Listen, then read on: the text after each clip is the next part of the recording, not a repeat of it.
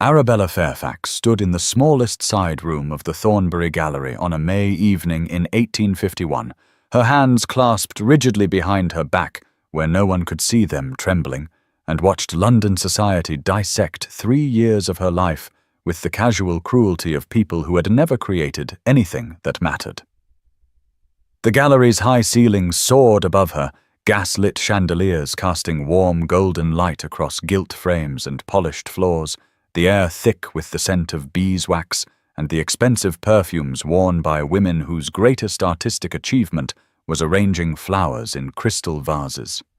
Her 6 paintings hung on these walls like confessions she now regretted making, dark, moody landscapes of the Yorkshire moors she had painted with such hope, such conviction that honesty in art might be valued over prettiness, but the fashionable crowd flowing through the exhibition opening treated her work the way one might regard an unfortunate accident, something to glance at briefly before moving on to more pleasant sights. She was 28 years old, past the age when society expected a woman to have secured a husband and started producing children instead of paintings. And she had spent those years that should have gone to dancing and flirting, locked in cold studios trying to capture on canvas what she saw when she looked at the world, the power and wildness and terrible beauty that existed beyond the safe boundaries of what women were supposed to notice. Mr. Whitmore, the gallery owner, had agreed to exhibit her work only because her late father had been a respected scholar, though impoverished, and the man had known her since childhood, when she would trail after her father to lectures with paint already staining her small fingers. But even that old connection could not protect her from what was happening now in these elegant rooms. The main gallery beyond the doorway rang with laughter and animated conversation, champagne flutes catching the light, as London's artistic elite celebrated the proper paintings hung there, pastoral scenes and delicate watercolors and historical tableaus that confirmed everything society already believed about art and beauty and the natural order of things, while in her small side room the silence grew heavier with each passing moment.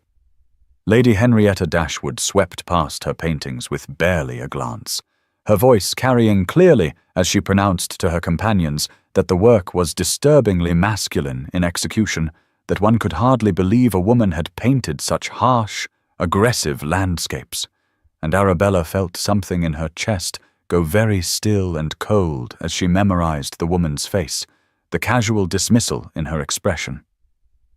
Lord Thomas Gardiner paused longer, studying her painting of a windswept heath under threatening skies, and she allowed herself a moment of hope before he turned to his companion and declared it the unfortunate product of allowing women access to serious materials, his tone suggesting she had somehow stolen the oils and canvas and brushes that she had saved for months to purchase.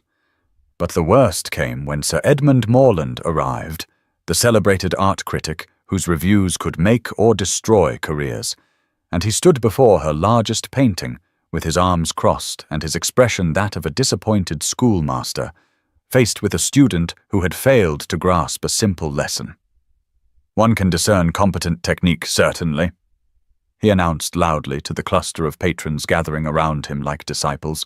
"But where is the heart, the feminine grace these landscapes assault rather than soothe? Art from a woman should be like the woman herself, pleasing, gentle, decorative. This is aggressive."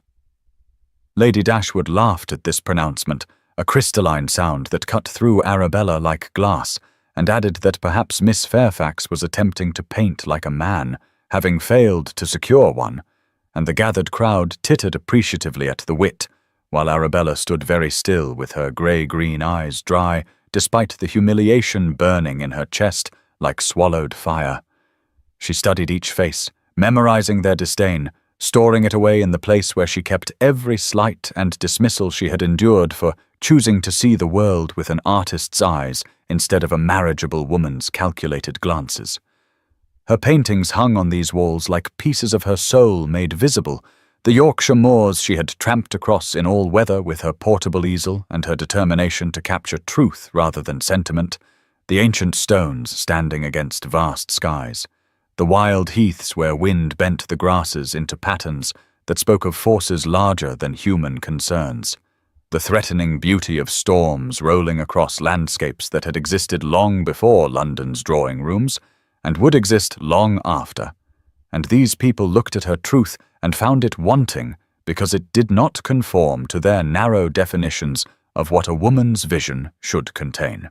Mr. Whitmore appeared at her elbow, his expression uncomfortable, suggesting quietly that perhaps she might consider removing the paintings to avoid further embarrassment, that this exhibition was clearly not finding the reception they had hoped for, and Arabella turned to him with cold dignity that came from some deep reserve she had not known she possessed. "The exhibition runs 3 days," she told him with brittle precision. "My contract stipulates the full term." Her younger sister Lydia materialized from the crowd like a beautiful reproach, 22 years old, and recently engaged to a wealthy merchant, everything about her soft and pleasing in the way society demanded, her face arranged in public concern that dissolved into hissing anger the moment they were relatively alone near the paintings. "You are making a spectacle of the family name," Lydia whispered with sharp urgency. "You have always been selfish, Arabella. Your eccentricities reflect on my prospects too. Cannot you see that? Cannot you for once consider someone beyond your own stubborn need to be different?" The words landed like blows, but Arabella had been absorbing such blows for years, learning to stand steady under the weight of others' disappointment in her failure to be what they needed her to be.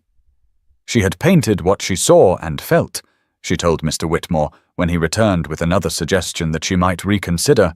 If society finds honest emotion in landscape distasteful, that speaks more to society's limitations than to my work's merit. But her defiant words could not erase the sound of 3 young debutantes giggling in the corner, their voices floating across the room with the casual cruelty of youth that has not yet learned to moderate its mockery. Poor Miss Fairfax should abandon her brushes and focus on finding a husband before she is entirely on the shelf, one of them said, and the others agreed with more laughter, and Arabella felt the last of her composure beginning to crack under the accumulated weight of this public dissection. The contrast between the main gallery's vibrant social scene and her isolated position in this side room became unbearable, the sound of confident laughter and animated discussion about proper paintings echoing while she stood alone beside her failures, and she made the decision to leave before the formal reception dinner, unable to endure further examination by people who would never understand what she had tried to accomplish. She walked through the gallery with her head high and her hands still clasped behind her back, past the crowds gathered around watercolor roses and gentle pastoral scenes, past the champagne and the candlelight, and the glittering company, her footsteps echoing on polished floors as she made her way to the exit. In the carriage afterward, Lydia continued her recriminations, her pretty face twisted with frustration at a sister who refused to conform to the patterns that made life navigable for conventional women. "You could have painted flowers, Bella, watercolor roses, something pretty," Lydia said with exhausted exasperation. "But no, you must always be different, always prove something, and to what end? Humiliation and ruin." Arabella stared out the window at London's darkening streets, at the gaslights beginning to glow against the gathering dusk, and did not answer, because there was no answer that Lydia would understand, no way to explain that painting what was true mattered more than painting what was safe, even if truth led exactly where her sister predicted, to social ruin and confirmed spinsterhood, and the knowledge that she had spent 3 years creating work that the world had decisively rejected. The evening air felt cold against her face as the carriage rolled through streets filled with people moving toward their own destinations, their own dinners and conversations and ordinary lives, while she carried inside her chest the weight of this public failure, the devastating confirmation that her vision of the world, her honest attempt to capture on canvas what she saw when she looked at Yorkshire's wild landscapes, was not merely unwanted but actively offensive to the very people whose approval determined whether an artist's work would survive or disappear into obscurity. Arabella retreated to her modest lodgings in Bloomsbury like a wounded animal seeking shelter, the cramped rooms she shared with her widowed aunt Beatrice Tilney, feeling both like sanctuary and prison as she climbed the narrow stairs to the floor where canvases were stacked against walls and the perpetual smell of linseed oil and turpentine hung in air that never quite cleared. Her aunt, a former governess who had spent 30 years teaching other people's children with patient dignity, asked no questions when Arabella arrived home early from the exhibition, merely prepared tea and sat quietly in the corner of the small parlour, while her niece stared at the worn furniture and inadequate northern light streaming through windows that had never been quite right for painting, but were all she could afford. For 5 days Arabella could not bring herself to paint, standing before blank canvases that seemed to mock her with their emptiness, their potential that she had somehow squandered by trusting that honesty in art might be valued over prettiness. And London papers arrived each morning with reviews that echoed and amplified the gallery's criticism until she felt she was drowning in other people's certainty that her vision was fundamentally flawed. She forced herself to read every cruel word, sitting in her small bedroom surrounded by clipped reviews spread across the faded counterpane, absorbing each pronouncement that her work lacked feminine sensibility, that her technique might be competent, but her emotional register was all wrong, that she had failed in the essential task of creating art that soothed rather than disturbed. On the third night, her aunt found her at 3 a.m. with paint-stained hands, having destroyed a half-finished canvas in a fit of rage and grief that left her shaking. Turpentine splattered across the floor, and pieces of torn canvas scattered like evidence of violence, and Beatrice Tilney brought tea and sat beside her niece without speaking until the trembling stopped. I spent 30 years teaching other people's children because I was told a woman of my station had no other respectable choice. Her aunt said finally, in the grey light before dawn, "I loved those children, but Arabella, I never once painted, though my fingers itched for it. Don't become me. Don't look back at 60 and wonder who you might have been." The words settled into Arabella's chest like stones, heavy and true. But she did not know how to not become her aunt when society had made it devastatingly clear that there was no place for women who insisted on seeing and painting the world as it actually was rather than as comfortable convention preferred. On the 6th day, her aunt's solicitor, Mr. Benedict Wentworth, arrived with his leather portfolio and formal manner, requesting a private meeting in the small parlour that served as dining room and sitting room, and every other kind of room in their cramped lodgings, and Arabella sat across from him with no expectation of anything but perhaps some final bill from her father's estate, some last reminder of debts and obligations. The news he brought was so unexpected that she had to ask him to repeat it, certain she had misheard, that grief and exhaustion had confused her understanding. A distant maternal uncle, a reclusive scholar named Thomas Fairfax, whom Arabella barely remembered meeting once as a child, had died in the Lake District and left her a small cottage with an annual income of £150, barely enough to live on by London standards, but enough for independence if one was willing to live simply, and the only condition was that she must reside there for 1 year before the inheritance was finalised. She read the documents Mr. Wentworth spread across the mahogany and leather surfaces of his office, which smelled of old paper and sealing wax, the inheritance laid out with formal precision in language that seemed both miraculous and terrifying. There was a personal note from her uncle in handwriting that trembled with age or illness, and she read it aloud to herself in wonderment. "You are the only one who inherited the family madness," he had written. "The need to capture the world as it is, not as society wishes it to be. The cottage was my refuge. May it be yours." Arabella felt something shift in her chest, a wild, terrifying hope that perhaps there was a way forward that did not require her to apologize for her vision, or soften her work, or become the kind of woman who painted watercolor roses because roses were safe. Lydia arrived within hours of hearing the news, her pretty face flushed with outrage, insisting that Arabella refuse this inheritance and remain in London to repair her reputation through proper behaviour, through the kind of quiet feminine conformity that might eventually make society forget the embarrassment of the exhibition. Their mother, an invalid who depended entirely on Lydia's upcoming marriage for security and comfort, agreed from her sickbed that Arabella should stay, should make herself useful and unobtrusive, and perhaps eventually marriageable if she would only abandon her artistic pretensions. "You are being selfish," Lydia said with the particular sharpness that came from fear. "Mother needs me to marry well, which requires our family to be respectable. Your eccentricities endanger everything. Can you not see that your choices affect more than just yourself?"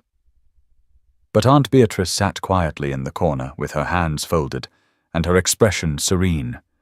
And when Arabella looked at her aunt, she saw in that weathered face the ghost of who she herself might become if she stayed.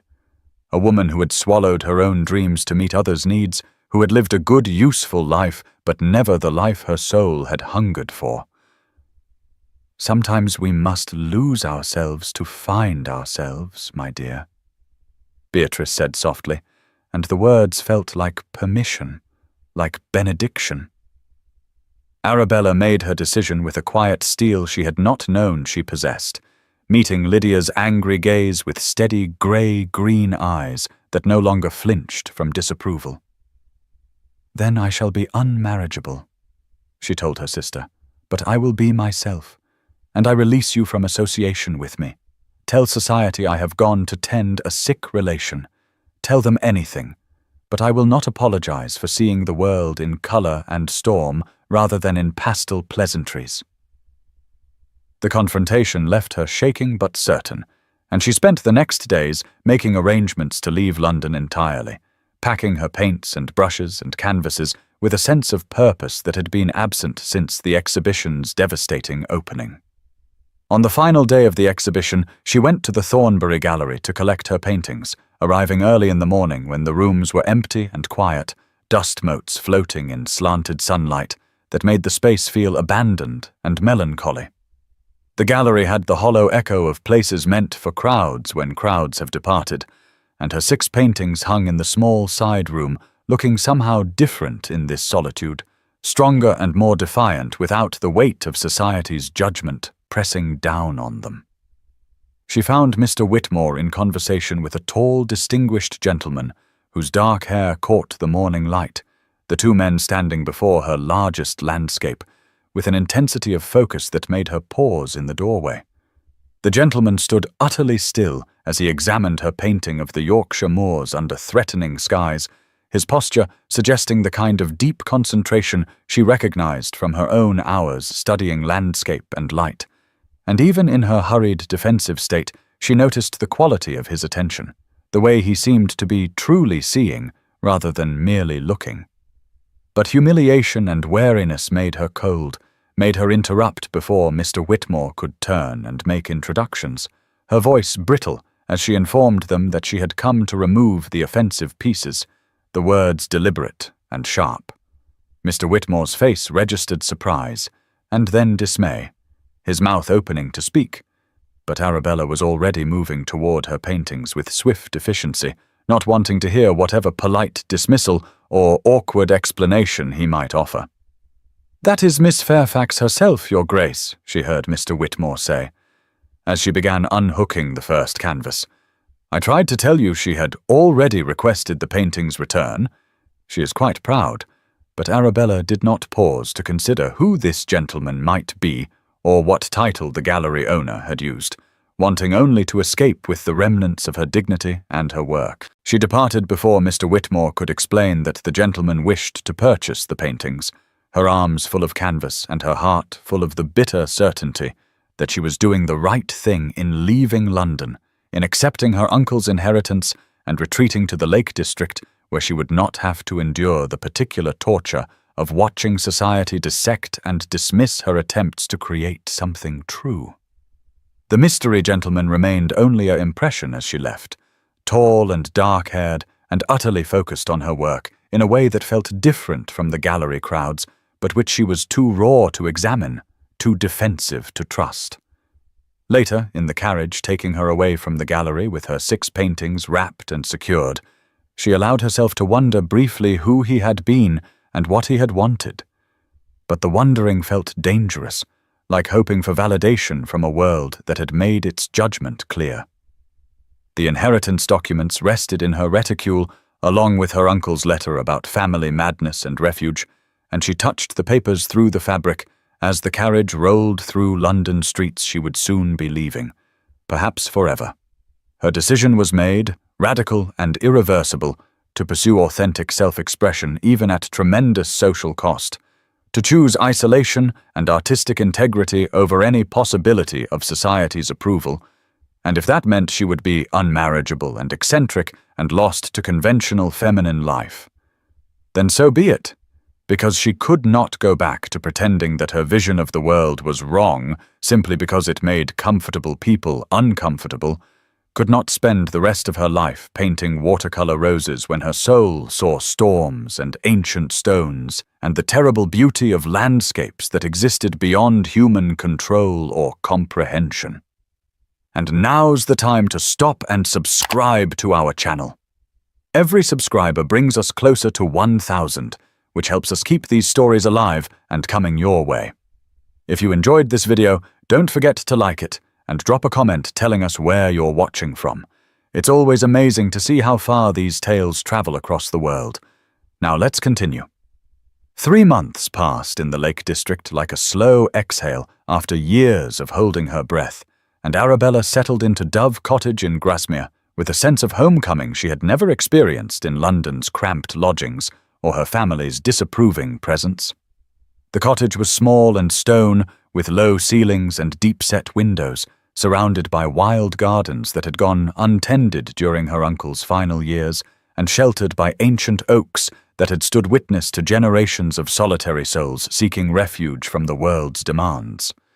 The interior was sparse but comfortable, and within days every available surface was covered in sketches and paint supplies and half-finished canvases as Arabella claimed the space completely for her art, no longer constrained by thoughts of what visitors might think or how a proper lady's rooms should appear. The isolation and natural beauty of the fells and lakes gradually healed something in her wounded creative spirit that she had not known could be healed, and she found herself rising with the sun to paint in all weather, her hands perpetually stained with oils and her hair escaping its pins as she tramped across the countryside with her portable easel and her rekindled conviction that what she saw mattered. The physical transformation was subtle but profound as color returned to her cheeks from hours outdoors in wind and sun, a wildness entering her grey-green eyes that replaced the guarded caution London had taught her, the rigid society posture relaxing into a painter's focused intensity as she stood before her canvases completely absorbed in the work of capturing truth. She painted obsessively without thought of exhibition or approval, stormy skies over Rydal water where light broke through clouds in shafts that seemed almost divine, the ancient stones of Castlerigg Stone Circle standing against vast skies in arrangements that spoke of purposes lost to time, the raw power of Ira Force waterfall where water crashed over rocks with a violence that was beautiful precisely because it was indifferent to human aesthetics. Her work grew bolder and more confident with each piece, the paintings in her cottage studio more powerful than anything she had created for the London exhibition, because they came from a place of freedom rather than the desperate need to prove something to people who had already decided she was wrong. She befriended Mrs. Clara Bennett, a widow who ran the village postal office and general shop, a practical woman with kind eyes who asked no intrusive questions about why a gentlewoman was living alone in a cottage painting landscapes instead of pursuing marriage and respectability. The small artistic community in the area included a poet named William Dashwood, who occupied a neighbouring cottage and who would stop by occasionally to discuss art and literature with the kind of serious respect Arabella had never received from London society, encouraging her to trust her vision and reminding her that all truly original work was initially rejected by those too comfortable to recognize innovation.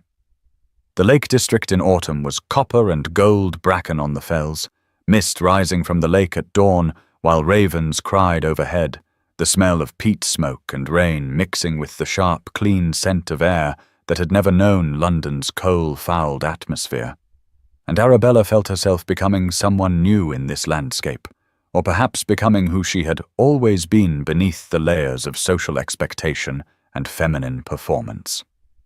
One November morning, Mrs. Bennet arrived at the cottage with barely contained excitement, a letter in her hands, and her expression suggesting this was no ordinary correspondence.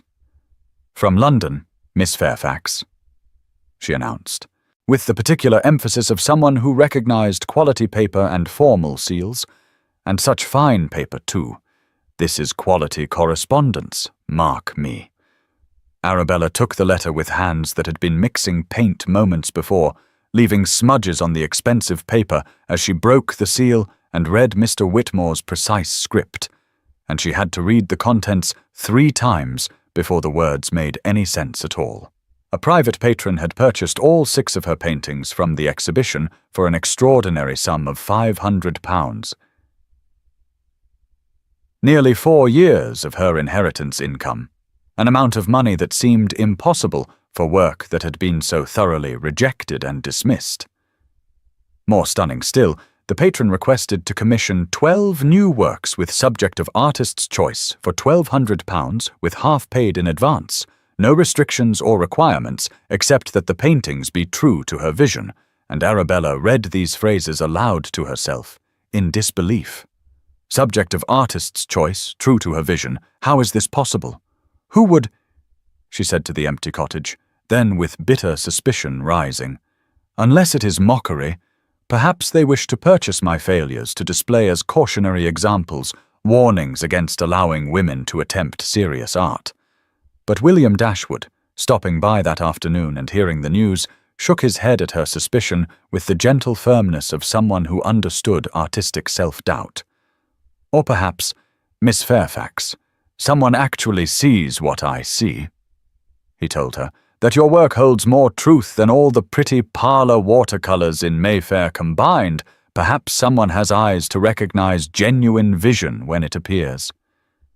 The patron wished to remain anonymous, but would send a representative to discuss terms, and Arabella spent a feverish week, torn between hope and wariness, cleaning the cottage and then deliberately messing it again because she refused to perform proper ladylike domesticity for anyone, practicing cold speeches of refusal in case this was some elaborate cruelty, and then tearing them up because she could not quite kill the wild hope growing in her chest. 2 weeks after the letter arrived, a private carriage appeared on the narrow road to the cottage, far too fine for the rustic surroundings, and Arabella watched from her studio window as it approached with her heart beating hard against her ribs. She had paint on her cheek and wore a simple work dress with her hair hastily pinned when she answered the door, expecting some London servant in livery, but instead found herself facing a tall gentleman of perhaps 35 years, with dark hair silvered at the temples and storm-grey eyes that held an intensity mirroring her own. The contrast between his London formality, the perfectly tailored travelling coat and polished boots, and her artistic chaos was almost comical, and for a moment they simply stared at each other in mutual assessment. Then recognition hit Arabella like a physical blow as she placed his features, the resemblance to Sir Edmund Morland unmistakable in the line of his jaw and the set of his shoulders, and shock made her voice sharp. "You are Edmund Morland's brother," she said, not a question but an accusation, and the gentleman inclined his head with careful courtesy. "Yes, I am Edmund's brother," he confirmed. "But I am not Edmund. May I come in, Miss Fairfax? I have travelled 2 days to discuss your art, and I promise you it is not to insult it." She stood blocking the doorway with defensive fierceness rising in her chest because this man's brother had destroyed her confidence and humiliated her publicly, had called her work emotionally barren and lacking in feminine sensibility, had set the tone for every cruel review that followed. "Your brother called my work emotionally barren," she said with barely controlled anger. "He suggested I lacked feminine sensibility. Why should I trust that you see anything different? Why should I believe this is not some elaborate mockery?" Sebastian Morland met her anger with quiet devastation in his expression, a sincerity that was difficult to doubt, even as she tried to maintain her suspicion. "Because I am the one who bought every painting the day after the exhibition opened," he said softly. "Because I have spent 3 months unable to stop thinking about them. And because, Miss Fairfax, I believe you are the most important artist working in England today, and I intend to prove it to the world that mocked you." The words hung in the cold November air between them, and Arabella felt something in her chest crack open, the careful protective walls she had built threatening to crumble under the weight of validation she had stopped believing possible. She stepped back wordlessly and let him enter the cottage, watching as his gaze immediately went to the dozen new paintings in various stages of completion that dominated her small studio space. The quality of light in the cottage was northern exposure, clear and true, illuminating her work with the kind of honest brightness that hid nothing. And Sebastian Morland stood very still as he examined what she had created in her 3 months of isolation and freedom.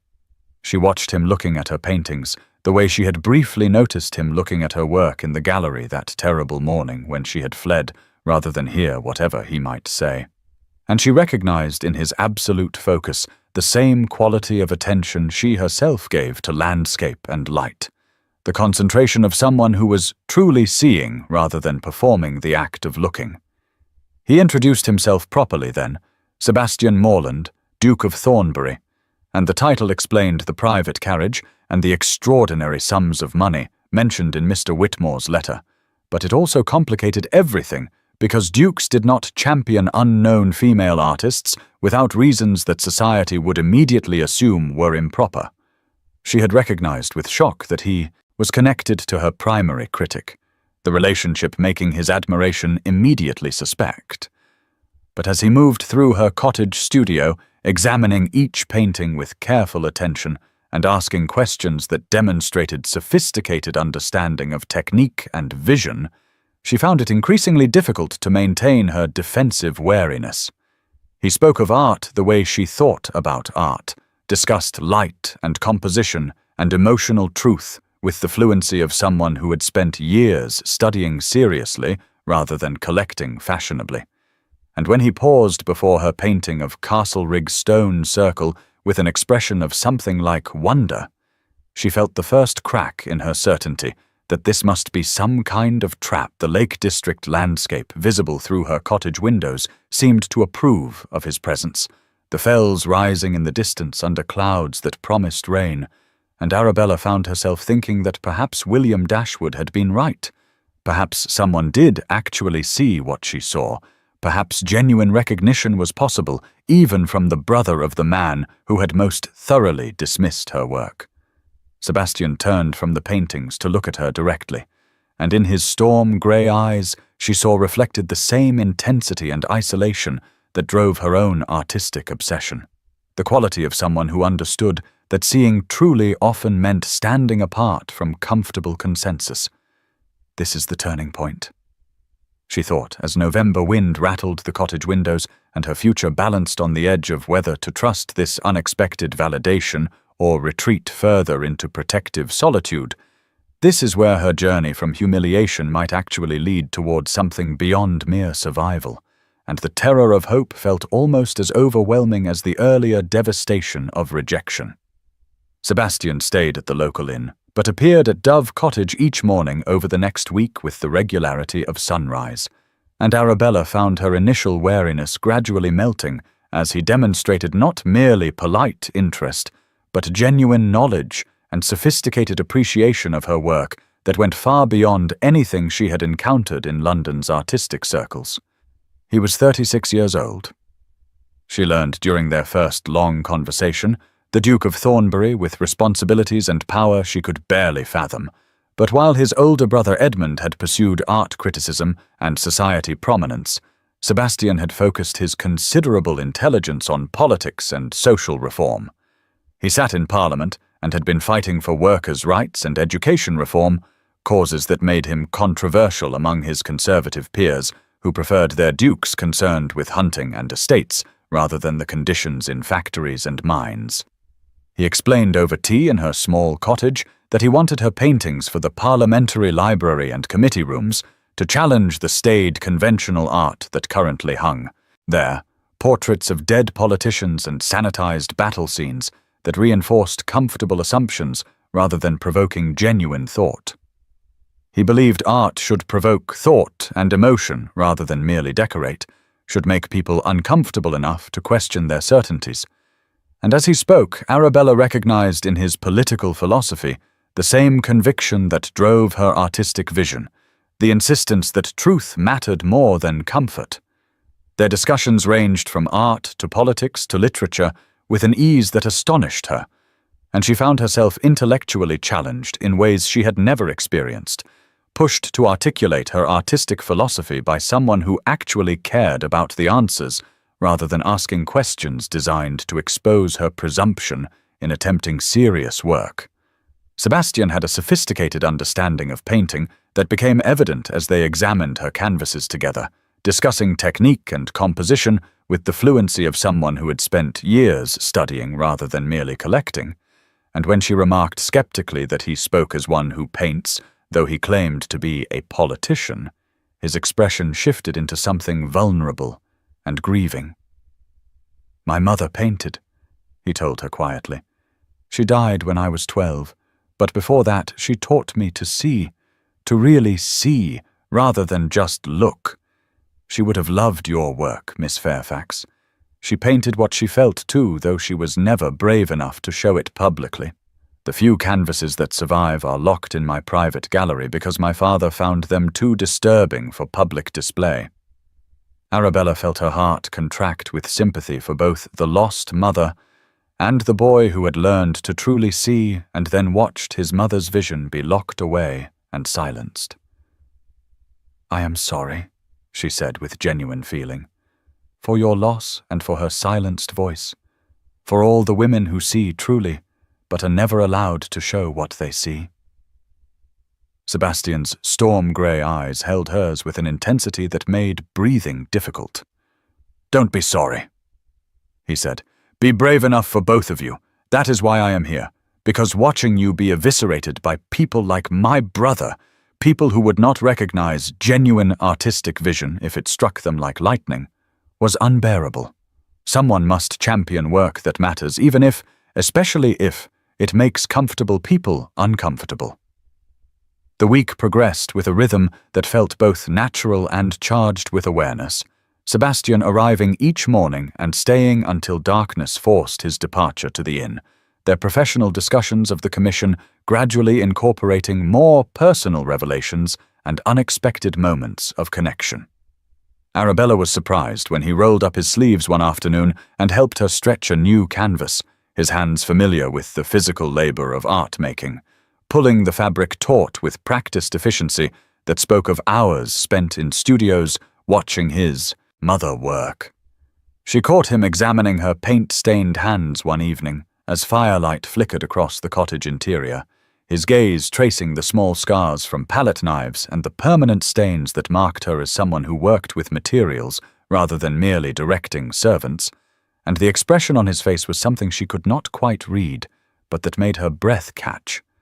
Their first shared laugh came when she made a dry observation about London society's preference for art that matched their furniture, and Sebastian responded with equally sharp wit about peers who commissioned portraits to immortalize their hunting dogs with more care than they showed their tenants, and the sound of their combined laughter in the small cottage felt like a kind of intimacy she had not anticipated. They took daily walks to painting locations across the wind-swept fells and along the edge of Grasmere, where morning mist rose from the water in shifting veils, to ancient stone circles where Sebastian would stand silent and still while she sketched, his presence somehow enhancing rather than intruding on her creative process. The cottage studio grew familiar to him over the week, and Arabella noticed how he unconsciously came to know where she kept certain supplies, how he would hand her brushes without being asked as if they had worked together for years rather than days. the casual domestic intimacy of these small gestures, more affecting than grand romantic declarations would have been. Evening conversations by firelight saw the formality of London manners giving way to something more honest as they discussed Sebastian's parliamentary battles and Arabella's artistic struggles, the contrast between his world of power and responsibility and massive social obligations and hers of isolation and financial precarity and freedom from social performance, creating a tension that somehow drew them together rather than pushing them apart. He confessed that he had been at the exhibition opening, had seen her standing alone by her paintings while society mocked her work, had heard every cruel comment, including his own brother's devastating pronouncement, and had been so appalled that he went to the gallery the next morning to purchase every painting before they could be destroyed or hidden away. "I bought them because I genuinely valued them," Sebastian told her with quiet intensity, "but also because I could not bear the thought of work that powerful being lost because the world was too comfortable to appreciate it, and I did not send a representative because I wanted to meet the artist who could create such truth while facing such opposition, who had the courage to show the world exactly what she saw, even knowing the world would reject it." The Lake District winter was approaching with earlier darkness and frost forming on the cottage windows, the cold weather creating a closeness and intimacy that the long summer days would not have permitted. And Arabella found herself aware of Sebastian's presence in ways that had nothing to do with his patronage or his political power, and everything to do with the quality of his attention when he looked at her work, when he looked at her. During a sketching expedition to capture the afternoon light on the fells, sudden rain forced them to shelter in a shepherd's hut, the enforced proximity in the small stone structure making them both acutely conscious of standing too close, of his hand steadying her elbow when she stumbled on rough ground, of the almost kiss that hovered between them for a breathless moment before they both stepped back and pretended the awareness did not exist. On the final day of his planned visit, Sebastian stood before her completed painting of a storm over Helvellyn and spoke with something like reverence in his voice.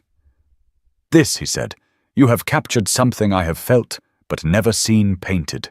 The sublime, the terrible beauty of nature's indifference to human concerns. This is what Turner attempts but overlays with too much sentiment. You show the truth without softening it for comfortable consumption."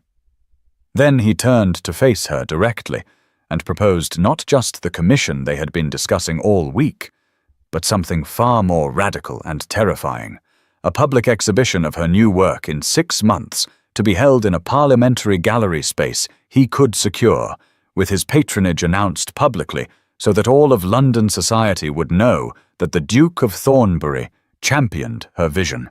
Arabella felt fear rise in her throat, sharp as broken glass, because they had destroyed her once, and he was asking her to offer herself for destruction again, to put her work and herself before the same cruel judgment that had nearly broken her creative spirit entirely. "And if the exhibition fails again," she said, trying to keep her voice steady, "if they mock me again, but this time with your name attached, you will be damaged by association, your political work will be undermined by scandal." Sebastian met her fear with quiet intensity that reminded her why she had begun to trust him, despite every instinct toward self-protection. "Let them try," he said. "I have faced down the House of Lords over child labour reforms. I think I can withstand some art critics. Besides, Miss Fairfax, Arabella, if I may, I am not proposing this for you alone. British art is stagnating in sentimentality and safe prettiness. It needs disruption. It needs truth. It needs you." The use of her first name felt like a crossing of some invisible boundary, an acknowledgement of what had been building between them all week in conversations that ranged far beyond patron and artist into territory neither had explicitly named. The cottage studio around them was full of her new work, paintings more powerful than anything she had created for the London exhibition, because they came from a place of freedom and authentic vision, and she knew that what Sebastian proposed was both an extraordinary opportunity and a tremendous risk. That accepting meant trusting not just his judgment of her work, but his ability to withstand the social consequences of championing a woman artist who refused to conform to acceptable feminine aesthetics. She looked at him standing in her small cottage, with London formality somewhat abandoned after a week of tramping across fells and discussing art and politics with an honesty neither showed to their usual social circles. And she saw reflected in his expression the same combination of hope and wariness she felt. The vulnerability of offering something precious and waiting to see if it would be valued or destroyed. The fire crackled in the grate, and outside the November wind moved through the ancient oaks sheltering the cottage, and Arabella understood that her answer would determine not just her artistic future, but the trajectory of whatever was developing between them. This connection built on genuine recognition and shared values and intellectual equality that felt more substantial than anything she had imagined possible between herself and another person, let alone a duke with parliamentary power and social standing she could never hope to approach. 6 months passed in correspondence and occasional visits as Arabella worked with obsessive focus to complete 12 monumental landscape paintings that represented her most ambitious work yet, each canvas 6 feet by 4 feet, designed to command walls and attention in ways her earlier modest pieces never could. Sebastian's letters arrived weekly from London, full of updates on parliamentary business and thoughtful questions about her artistic progress, and his visits to the Lake District grew longer and more frequent as winter gave way to spring, the professional boundaries between patron and artist becoming increasingly difficult to maintain as their conversations deepened and the awareness between them grew impossible to ignore. In May 1852, exactly 1 year after her humiliation at the Thornbury Gallery, Arabella returned to London and stayed with Aunt Beatrice in the familiar Bloomsbury lodgings, her aunt lending quiet strength as they prepared for an exhibition that felt like walking deliberately toward the site of an earlier devastation and daring the world to destroy her again. The morning of the opening, she dressed in a gown of deep forest green that Sebastian had suggested months earlier, the color of the fells in summer he had written, "Wear your landscape." And her hands shook as she fastened her mother's pearl earrings and tried to steady her breathing against the rising panic of exposing herself once more to London society's judgment. The Parliamentary Art Gallery was a prestigious space typically reserved for historical portraits of dead statesmen and sanitized battle scenes, high ceilings and oak paneling, and the scent of beeswax and old leather, gas lamps supplementing daylight from tall windows that overlooked the Thames. And when Arabella entered and saw her 12 paintings commanding entire walls in rooms where laws were debated and the future of Britain was decided, she felt something fierce and triumphant rise in her chest alongside the terror.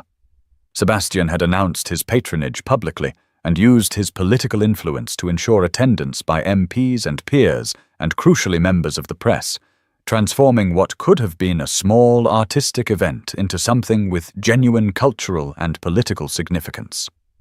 The exhibition was titled The Truthful Eye.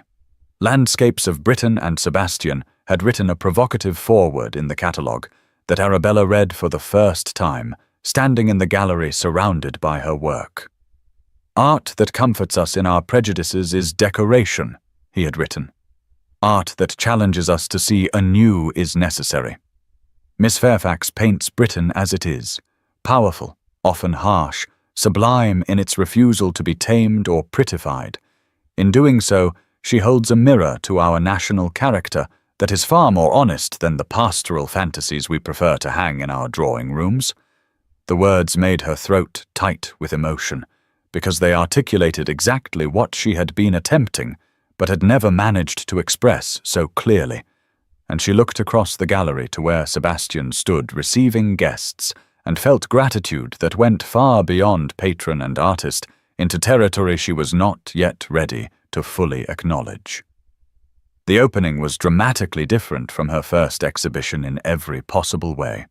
The room packed with people engaged in intense discussion rather than polite chit-chat. her paintings impossible to ignore or dismiss as they dominated the walls with their dark power.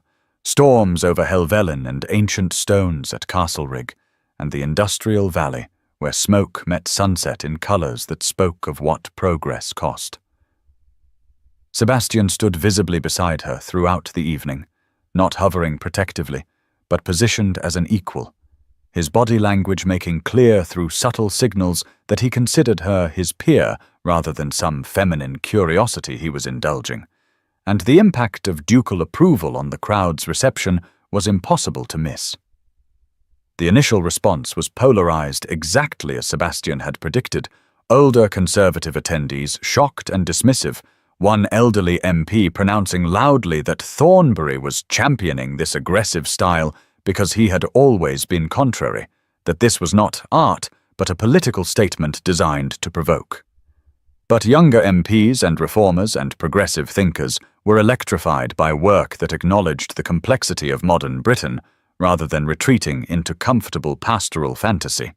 And one young reformer approached Arabella with genuine enthusiasm to discuss her painting of the industrial valley. "Miss Fairfax," he said, with the earnestness of youth encountering something genuinely new, "your painting of the smoke against the sunset. It is the first artwork I have seen that acknowledges what we have done to our landscape. It is extraordinary." The Times had sent their senior art critic who engaged Arabella in serious discussion about her technique and vision, asking substantive questions about her use of color and light that treated her as a professional artist rather than an amusing anomaly, and she found herself answering with confidence she had not possessed a year earlier, her voice steady as she articulated her artistic philosophy to someone actually interested in understanding rather than dismissing it. Most satisfying were the women who sought her out, artists who painted in private and never dared exhibit, who approached with emotions barely controlled to express gratitude for her courage in showing work that defied feminine conventions. A young woman of perhaps 20 came to her with tears streaming down her face and gripped Arabella's hands. "You have shown me it is possible," she whispered. "Thank you, thank you." And Arabella felt the weight of that gratitude settle into her bones because she understood exactly what it meant to believe yourself alone in seeing the world in ways that society deemed inappropriate for your sex.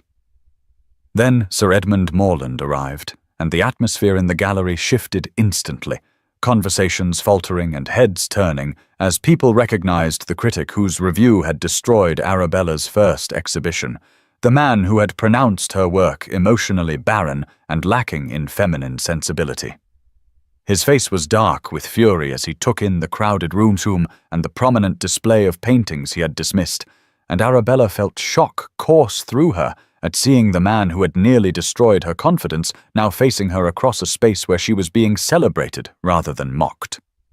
Edmund's supporters unconsciously closed ranks around him, while Arabella's allies, the younger progressive MPs and artists who had been championing her work, moved subtly closer to her in protective formation, and the palpable tension made clear that this confrontation was about far more than one woman's paintings.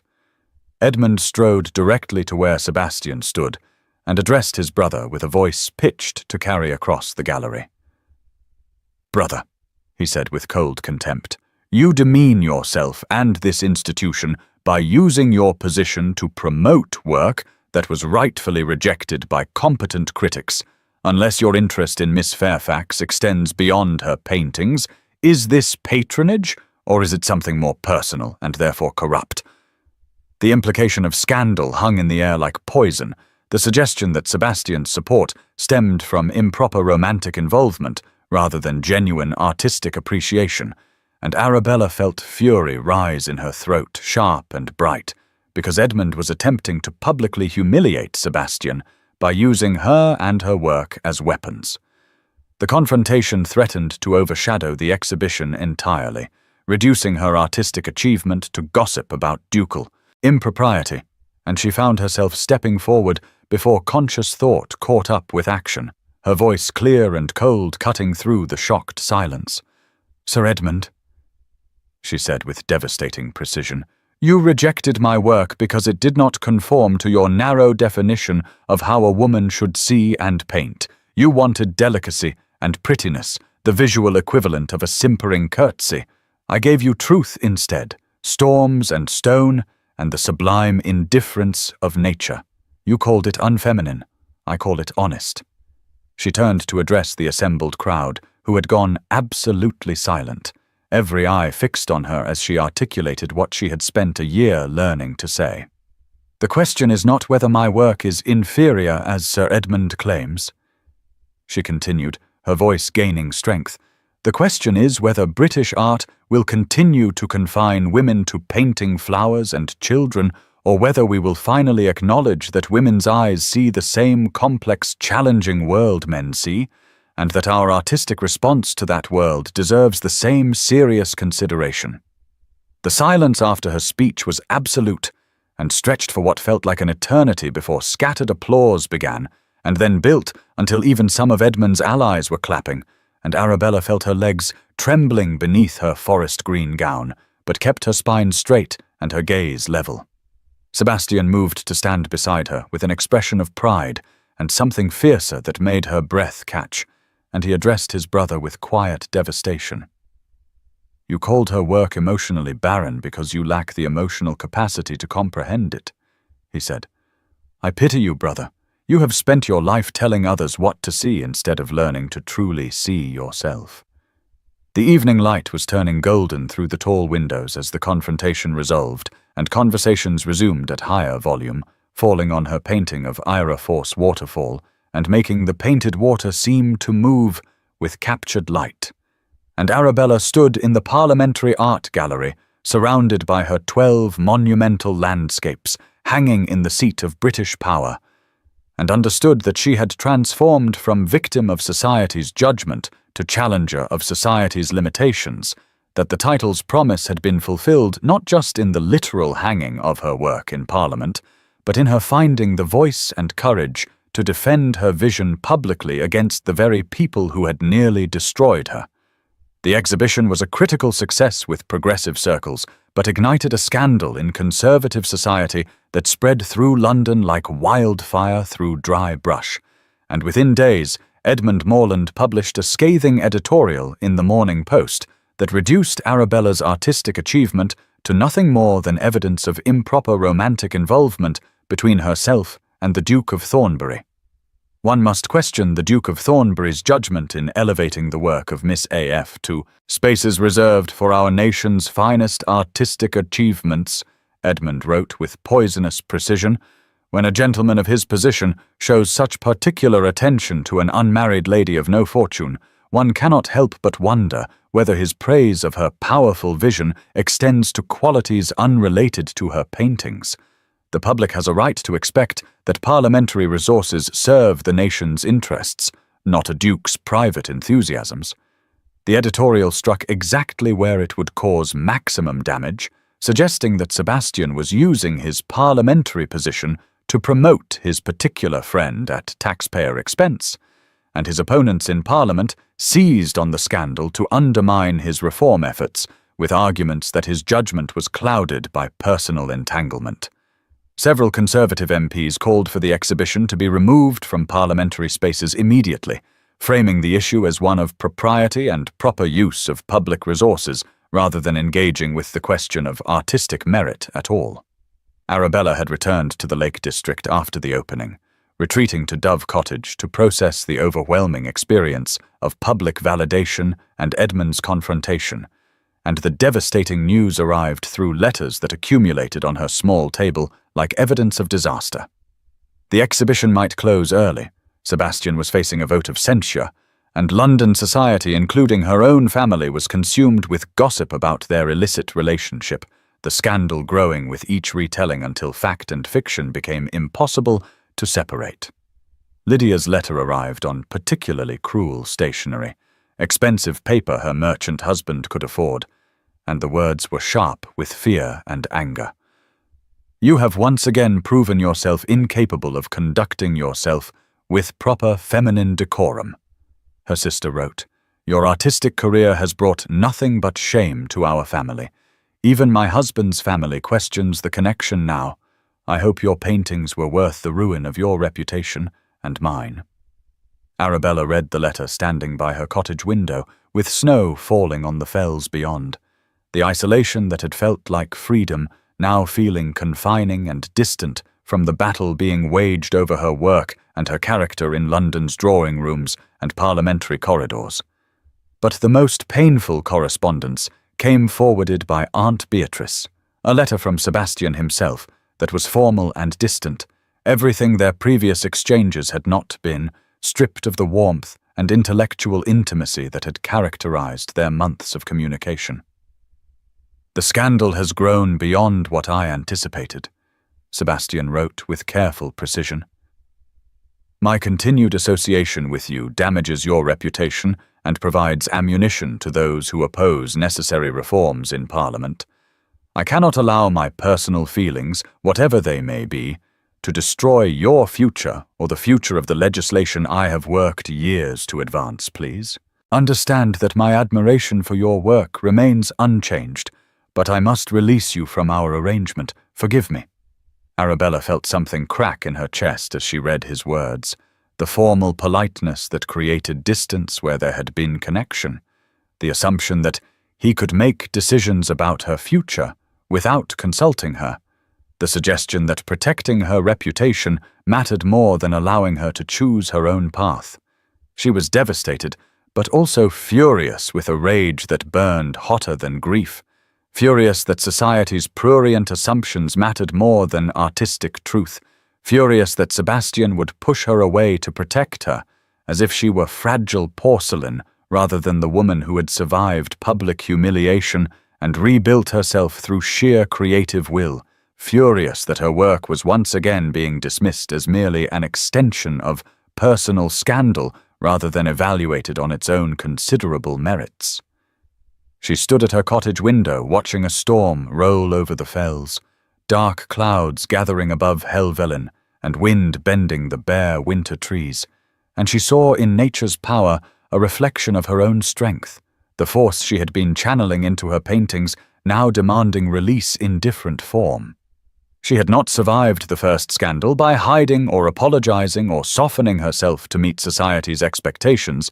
She had survived by creating work so true it could not be denied, and she would survive this the same way, by refusing to accept that her choices should be made by others, concerned with protecting her from consequences she was willing to face. Aunt Beatrice arrived at the cottage within days of Arabella sending word that she needed her, and the older woman listened to the whole story, the exhibition and the scandal, and Sebastian's letter of release, before speaking with the quiet certainty of someone who had spent decades observing how the world treated women who dared to want more than assigned roles. "Go," her aunt said simply. "Fight for what matters. Fight for him if he matters. But fight for your work first. Fight for every woman who paints in secret and destroys her canvases rather than face the world's judgment. Fight because someone must, and you have already proven you have the courage even when it costs everything." Arabella made her bold decision then, standing in the cottage that had been her refuge, and recognizing that refuge could also become prison if she let fear keep her isolated from the battles that mattered. She would return to London not as a supplicant or victim, but as a woman claiming her right to be heard, and she would confront the scandal directly by writing a public letter to the Times that addressed the assumptions underlying all the gossip and innuendo.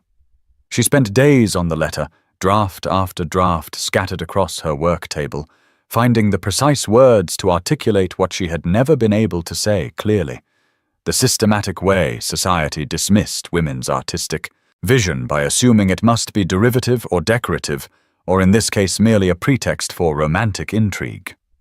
Sir Edmund Morland and others suggest that the Duke of Thornbury's support of my work stems from improper personal interest.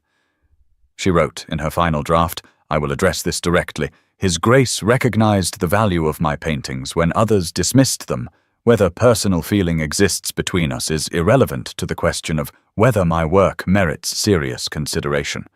That society immediately assumes a powerful man must have ulterior motives for supporting a woman, artist reveals far more about society's prejudices than about either His Grace's judgment or my work's quality.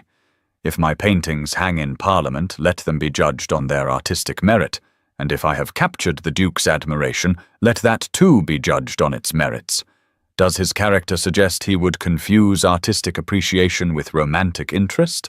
Or does society simply find it impossible to believe a woman's work could be valued for itself? The letter was simultaneously a defense of her art and a challenge to the gendered assumptions that made scandal inevitable whenever a woman achieved recognition, and she knew that publishing it would make her even more controversial, but also transform the conversation from prurient gossip to substantive questions about women's place in British cultural life. Before leaving for London, she spoke with her aunt in the cottage parlour, where firelight cast familiar shadows, and the smell of linseed oil lingered in the air. "He tried to protect me by pushing me away," Arabella said, her voice steady, despite the emotion threatening to overwhelm her. "He does not understand that I did not survive the first scandal by hiding. I survived by creating work so true it could not be denied. I will survive this the same way. And if he loves me, if he truly loves me, he needs to let me choose to stand beside him, not make that choice for me." The journey to London took her through winter landscapes harsh and beautiful, snow covering the fells giving way to industrial cities, and finally to the capital where social tempest raged in drawing rooms and parliamentary chambers far removed from the Lake District's natural storms. She travelled second class with her artist's hands folded over her reticule that contained her letter to the Times, her face set with determination that made fellow passengers look away from the intensity in her grey-green eyes. Aunt Beatrice's Bloomsbury lodgings felt like a war room as they planned strategy. The familiar shabby comfort now charged with purpose as they discussed how best to deliver the letter and what consequences might follow. The Times offices were imposing and masculine, all dark wood and leather chairs and the smell of printer's ink, skeptical editors initially dismissive of a woman wanting to publish a letter about art and scandal until they actually read what Arabella had written and recognized.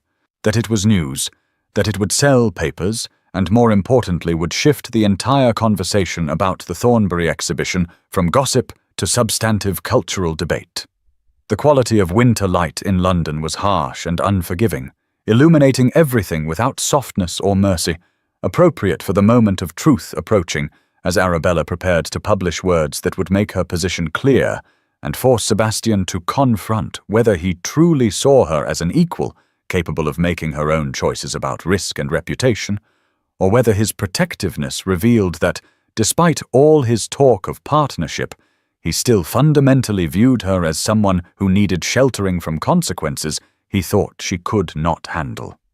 The scandal had raised stakes to their highest point by threatening both the romantic and professional arcs simultaneously, forcing Arabella to choose between the safety of retreating to obscurity and the risk of claiming publicly her right to both her art and her love. And she chose risk with eyes wide open because she understood that being truly seen required being truly vulnerable, that validation meant nothing if purchased with silence about what mattered most. Arabella's letter to the Times was published on a cold morning in late November and created an immediate sensation that shifted public conversation from prurient scandal to substantive questions about women's place in British cultural life. And Aunt Beatrice read it aloud at breakfast in the Bloomsbury lodgings, while both women held their breath, waiting to see if the words that had cost Arabella so much effort would land with the impact she hoped. Progressive newspapers championed her immediately, recognizing that her letter articulated something larger than one woman's defense of her reputation, that it challenged the fundamental assumptions underlying how society valued or dismissed women's creative vision based on gendered expectations rather than actual merit.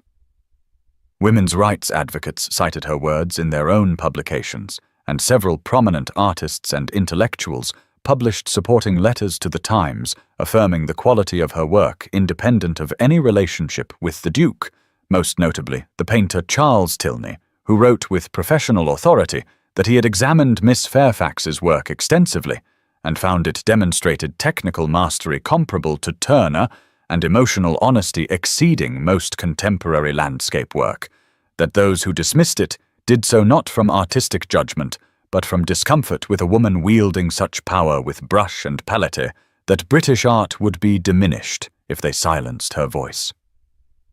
The tide began to turn as the conversation moved from gossip about improper romance to serious engagement with whether Parliament should retreat from controversial art or lead cultural progress, and Sebastian faced the parliamentary vote on whether to remove the exhibition, knowing that the outcome would determine not just Arabella's artistic future, but the larger question of whether institutional power would be used to support or suppress challenging voices.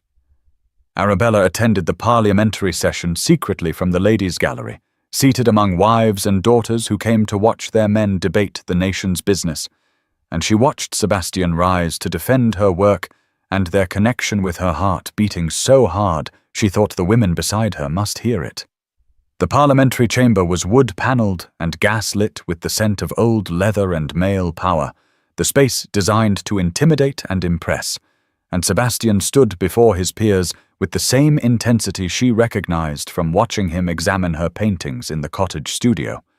My honourable colleagues suggest that art should dignify these halls with pleasant, uncontroversial beauty, he said with a voice that carried to every corner of the chamber. I suggest that art should do what this Parliament should do. Tell the truth, however uncomfortable. Miss Fairfax's landscapes show Britain as it is, powerful, sometimes brutal, sublime. If we cannot hang such truth on our walls, how can we claim to speak truth in our debates? He acknowledged his personal regard for Miss Fairfax with devastating honesty, refusing to apologize or dissemble about feelings that had grown beyond patron and artist into something that mattered far more than political calculation.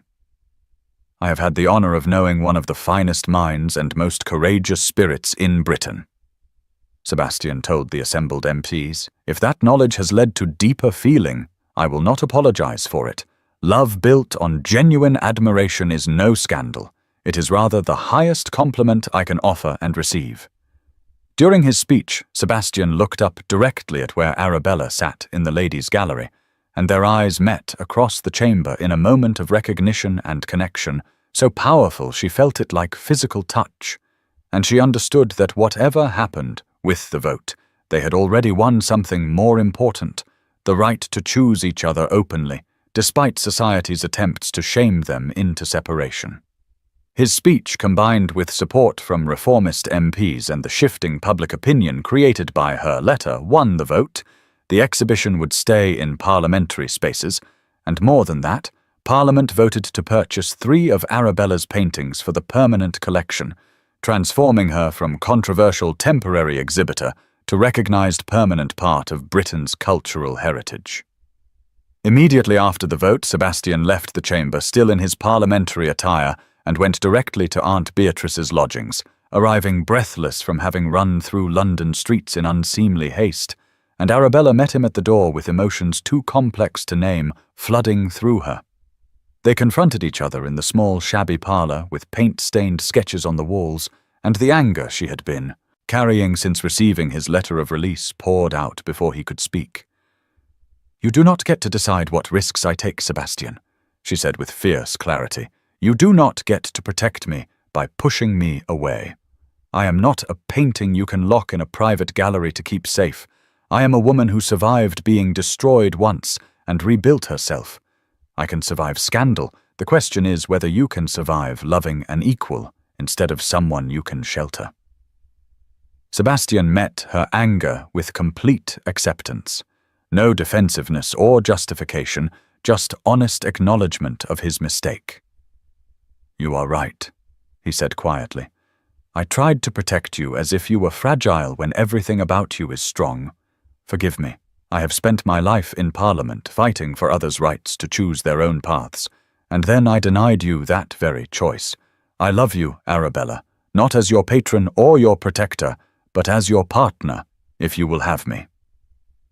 The anger gave way to vulnerability as they stood close enough to touch in the cramped lodgings, and Arabella felt the walls she had built against hoping for this moment crumble entirely. "I will have you," she told him, her voice shaking. "But understand, I will not stop painting. I will not soften my work. I will not be the decorative duchess. You will marry an artist who sometimes forgets dinner because the light is perfect, who will have paint on her gown at state functions, who will absolutely start political arguments at your parliamentary dinners." Sebastian smiled then with an expression of such joy and relief that it transformed his serious face. "I am counting on it," he said, and kissed her with the fierce equality of two people who had fought their way to each other through social opposition and personal doubt, who understood that their partnership was built on genuine recognition rather than romantic fantasy. The kiss was not gentle or tentative, but fierce and equal, and when they finally pulled apart, Aunt Beatrice was standing in the doorway with tea and an expression of deep satisfaction at having lived to see her niece claim both artistic success and love on her own uncompromising terms. They married quietly weeks later in a registry office with Aunt Beatrice and Sebastian's closest friend as witnesses, Arabella wearing a simple dress the color of storm clouds because she refused to perform bridal femininity even on her wedding day. And the ceremony was small and intimate and utterly unconcerned with society's opinion about how a duke should marry or what kind of woman deserved such elevation.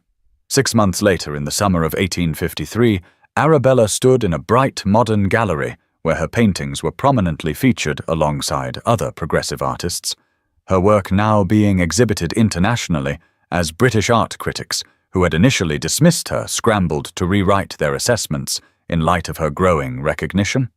She was older now, more confident, with paint still permanently under her. Fingernails and wearing expensive but practical clothes that Sebastian's wealth made possible, but which she chose for function rather than fashion, no longer performing femininity for anyone's expectations. Sebastian stood beside her as he had at the parliamentary exhibition, but now as her husband rather than her patron, and they watched as a young woman artist of perhaps 19 nervously exhibited her first landscapes, dark, powerful, true paintings that reminded Arabella painfully of her own early work and the courage it had required to show them publicly. The young artist approached Arabella with the same tearful gratitude Arabella herself had offered to the few women who had encouraged her, and Arabella found herself giving the advice she once desperately needed. "They will tell you to paint what is pretty, what is safe, what will not disturb anyone," she told the young woman with Sebastian's hand warm in hers. "Paint what is true instead. Paint what you see and feel, even if, especially if, it makes them uncomfortable, and when they criticize you, remember their discomfort means you are doing something important." The young artist asked the question Arabella had once asked herself in moments of doubt. "But what if they reject my work? What if no one wants to see what I have painted?" Arabella looked at this young woman standing where she had stood not so long ago, terrified and brave and clinging to artistic vision despite every social pressure to abandon it. "Then you will paint anyway," she said gently, "because the work matters more than the reception. And eventually, perhaps when you least expect it, someone will see what you have created and recognize its worth. Someone always does if you are brave enough to keep showing them who you truly are." The gallery around them was full of people engaged in serious discussion of art that challenged rather than comforted, and through the tall windows, Arabella could see London streets where women were beginning to claim spaces previously denied them, slowly and with tremendous opposition, but undeniably moving toward futures their mothers could not have imagined.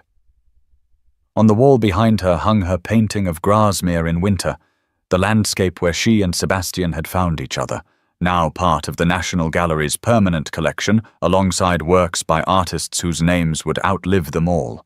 And she understood that the journey from mockery at a small gallery to this moment of recognition and influence had transformed her from victim of society's judgment to active challenger of society's limitations. She was not just successful herself, but enabling others' success, breaking the cycle of silencing that had nearly destroyed her creative spirit. And the young artist before her represented all the women who would benefit from Arabella's refusal to accept that feminine vision must be gentle and decorative and confined to acceptable subjects. Sebastian squeezed her hand and she turned to meet his eyes, storm grey and full of love and respect and partnership. And she knew that they would continue fighting together for what mattered.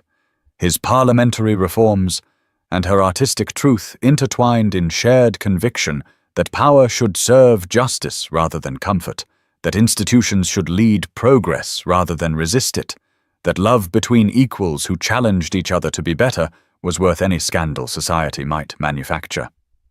The story ended not with happily ever after, but with purposefully ever after, with two people who had chosen each other and chosen the hard work of making space in an unwelcoming world for voices that needed hearing.